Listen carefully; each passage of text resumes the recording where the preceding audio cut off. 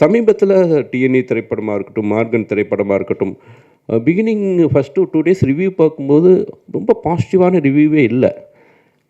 சரி என்னடா இப்போ இவ்வளோ ரிவ்யூ வந்து இப்படி இருக்குது அப்படின்ட்டு அப்புறம் ஸ்க்ரீனில் தியேட்டருக்கு போனால் படம் எனக்கு ரொம்ப பிடிச்சிருந்துச்சி. ரொம்ப என்கேஜிங்காக இருந்துச்சு. இந்த திரைப்படத்தை எதுக்கு இவ்வளோ ஒர்த்லெஸ் படம் அப்படின்லாம் சொல்லியிருக்கிறாங்க அப்படின்லாம் எனக்கு ரொம்ப வருத்தமாக இருந்துச்சு. அது டிஎன்ஏ திரைப்படத்துக்கும் அது நடந்துச்சு, இந்த திரைப்படத்துக்கும் அது நடந்துச்சு. ஸோ என்னென்னா இப்போ ஒவ்வொரு யூடியூபர்ஸாக இருக்கட்டும், எல்லாருமே வந்து உங்களுக்கான அந்த வியூவர்ஸ்க்கு நீங்கள் உண்மையாக இருங்க. அதுதான் நான் சொல்கிறது. இப்போ வந்து எப்படி வந்து போதை கலாச்சாரம் வந்து தமிழ் சினிமாவில் ரொம்ப இப்போ வந்து பயங்கரமாக பேசப்பட்டுருக்கு. அது வந்து ரொம்ப நாளாக நடந்துகிட்ருக்குது. இப்போ தான் வந்து தெரிஞ்சிருக்குது.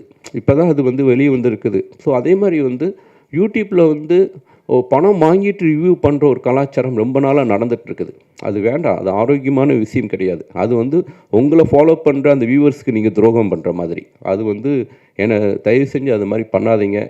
உங்களுக்கு என்ன ஜெனுவினான ஒரு ஒப்பீனியன் தோணுதோ அதுக்கு பண்ணுங்கள்.